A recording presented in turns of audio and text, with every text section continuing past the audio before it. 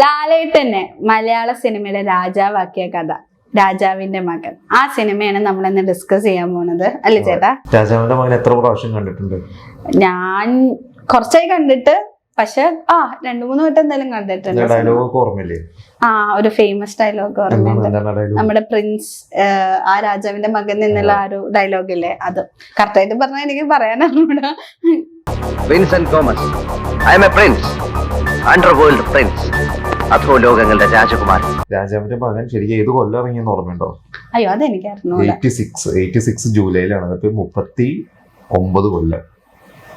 39 കൊല്ലമായി ശരിക്കും ലാലേട്ടൻ super star ആയിട്ട്.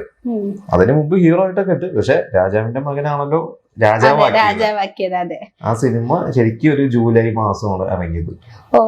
ജൂലൈ 16-17 86. അത് ആ വർഷം ലാലേട്ടൻ 32-33 സിനിമ ലാലേട്ടൻ ചെയ്തിട്ടുണ്ട്. മമ്മൂക്ക ആ വർഷം അതേപോലെ തന്നെ, അന്നൊക്കെ അവര് എല്ലാ വർഷവും 30 പടം ചെയ്യും. മമ്മൂക്ക ആ വർഷം 32-33 പടം ചെയ്തിട്ടുണ്ട്. ലാലേട്ടന് 32-33 സിനിമകൾ. അതായത് ഹീറോ ആയിട്ടും വില്ലനായിട്ടും ക്യാരക്ടറുകളും എല്ലാം ചെയ്തു ആ വർഷം. അതായത് സൂപ്പർ സ്റ്റാറിലേക്ക് എത്തി എന്നുള്ളതാണ്. അതായത് എല്ലാ തരം റോളുകളും ചെയ്തൊരു വർഷമായിരുന്നു 86 എന്ന് പറയുന്നത്. ഇപ്പൊ രാജാവിന്റെ മകൻ ശരിക്ക് ആ സിനിമയിൽ ലാലേട്ടനാണ് അംബിക രതീഷ്. നമുക്ക് ലാലേട്ടനല്ലാണ്ട് ഇപ്പൊ ആരെങ്കിലും സങ്കല്പിക്കാൻ പറ്റുമോ? അയ്യോ ഇല്ല. അതും ഇപ്പോഴും ആ ഒരു പേര് ഭയങ്കര വിൻസെന്റ് ഗോമസ്, അല്ലെങ്കിൽ സിനിമയുടെ പേര് രാജാവിന്റെ മകൻ എന്ന് കേൾക്കുമ്പോൾ തന്നെ നമുക്കൊരു രോമാഞ്ചാണ്, അല്ലേ? ശരിക്കും അത് നമുക്ക് ചെയ്യേണ്ട റോളായിരുന്നു, നമുക്ക് റിജക്ട് ചെയ്ത റോളായിരുന്നു അത്. രാജാവിന്റെ മകൻ മോഹൻലാൽ അഭിനയിച്ചാൽ ശരിയാവുമോ എന്ന് എനിക്ക് 100% സംശയമുണ്ടായിരുന്നു. എന്നെ സംബന്ധിച്ചത് മമ്മൂട്ടി ചെയ്യണം എന്നായിരുന്നു എന്റെ ആഗ്രഹം. പക്ഷെ നമുക്കിപ്പോ മമ്മൂക്ക ഇപ്പൊ ഭയങ്കര കോംപ്ലിക്കേറ്റഡ് ആയിട്ട്. അതിന് മുമ്പ് അതിരാത്രം പോലത്തെ സിനിമയിലൊക്കെ ശരിക്കും ആ സിനിമ ചെയ്യുമ്പോൾ ലാലേട്ടന് 26 വയസ്സുള്ളൂ.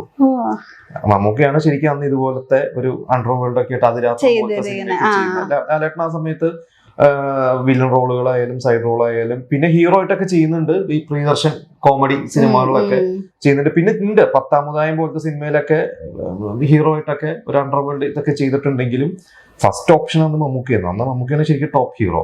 ലാലേട്ടൻ ആ ലെവലിൽ എത്തുന്നേ ഉള്ളൂ. അതായത് ആ ഡയറക്ടർ തമ്പി കണ്ണന്താനത്തിന്റെ മുമ്പത്തെ മമ്മൂക്കയുടെ ക്ലോസ് ഫ്രണ്ട് ആയിരുന്നു തമ്പി കണ്ണന്താനം.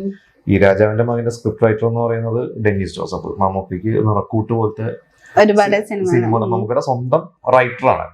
ഇവര് ശരിക്കും മമ്മൂക്കനെ ഉദ്ദേശിച്ചതാണ്, പക്ഷെ മമ്മൂക്ക ആ റോള് റിജക്ട് ചെയ്തു. കാരണം മമ്മൂക്കയ്ക്ക് ആ തമ്പി കണ്ണന്താനത്തിന് അതിന് മുമ്പത്തെ സിനിമ അത് പരാജയമായതുകൊണ്ട് നമുക്കൊക്കെ ഒരു മടി.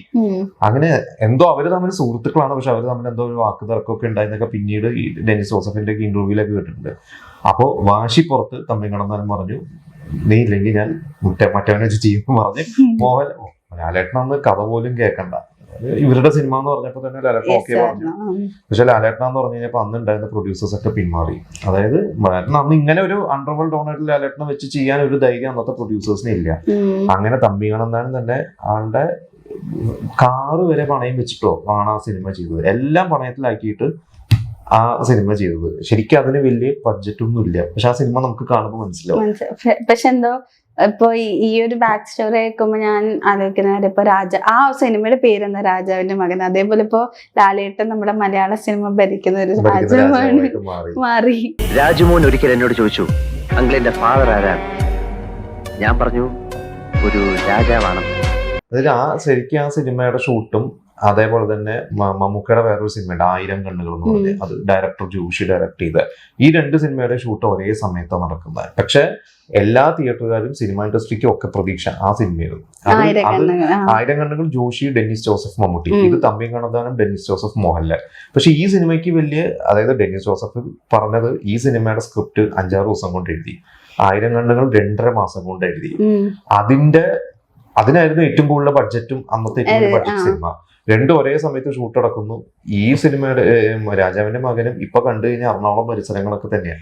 വലിയ ബഡ്ജറ്റ് ഒന്നും ഇല്ല. ശ്രദ്ധിച്ചു കഴിഞ്ഞാൽ പല സീനും തട്ടിക്കൂട്ടിയുള്ള അഡ്ജസ്റ്റ്മെന്റിലാണ് ആ സിനിമ ചെയ്തത്. പക്ഷെ അതിന്റെ ഒരു ഇമോഷണൽ കണ്ടന്റ് പ്രേക്ഷകരെ പിടിച്ചിരുത്തി.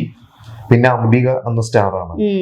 മോഹൻലാലിനെക്കാട്ടും കൂടുതൽ റെമ്യൂണറേഷൻ അന്ന് അംബിക മേടിച്ചു എന്നാണ് അന്ന് തന്നെ ഇവരൊക്കെ തമ്പി കണ്ണന്താനൊക്കെ പറയാറ്. പക്ഷെ റിലീസ് കഴിഞ്ഞ് ഹിറ്റായി കഴിഞ്ഞപ്പോൾ ലാലേട്ടൻ എനിക്ക് തോന്നുന്നു അന്ന് 1 ലക്ഷം പോലും ഇല്ലാന്ന് തോന്നുന്നു ലാലേട്ടൻ റെമ്യൂണറേഷൻ. അംബികയ്ക്ക് എനിക്ക് തോന്നുന്നു രജനീകാന്തിന്റെ ഒക്കെ കമലഹാസന്റെ ഒക്കെ ഹീറോയിനൊക്കെ ആയിട്ട് അഭിനയിക്കുന്നതുകൊണ്ട് അവർക്ക് ഇവര് ലാലേട്ടനെക്കാട്ടും താരമൂല്യം ഉള്ളവരുണ്ടോണ്ട് ആ ടൈമില് ഒരു ടോപ്പ് ഹീറോയിനും കൂടെ അതുപോലെ പറയേണ്ട വരെ രതീഷ്. ഇന്ന് നമ്മൾ കണ്ടു കഴിഞ്ഞാൽ സിനിമയിൽ ഒരുപക്ഷെ ലാലേട്ടനെക്കാട്ടും കൂടുതൽ സീൻസ് ഉള്ളത് രതീഷിനായിരിക്കും. നമുക്ക് അതിൽ ഹീറോ ആരാ വില്ലൻ ആരെന്ന് പറയാൻ പറ്റില്ല.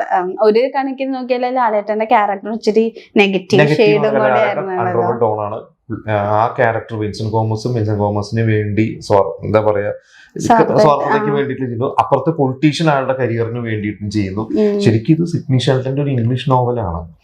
ഒരു ഇംഗ്ലീഷ് നോവലിന്റെ ഒരു വക്കീലിന്റെ ഒരു കഥാപാത്രം ആ ഒരു ലേഡിയുടെ ലൈഫിലോട്ട് വരുന്ന 2 പുരുഷന്മാർ, അങ്ങനെ ഒരു നോവലാണ്. പണ്ട് വായിച്ചിട്ടുള്ള നോവലാണ് ഈ സിനിമ. ഈ നോവലാന്ന് അറിഞ്ഞപ്പോ അന്ന് വായിച്ചിട്ടുണ്ട്. പക്ഷെ ആ നോവലിനൊക്കെ കുറെ മാറ്റങ്ങളൊക്കെ വരുത്തി മലയാളി വൽക്കരിച്ചിട്ടൊക്കെയാണ് ചെയ്തത്.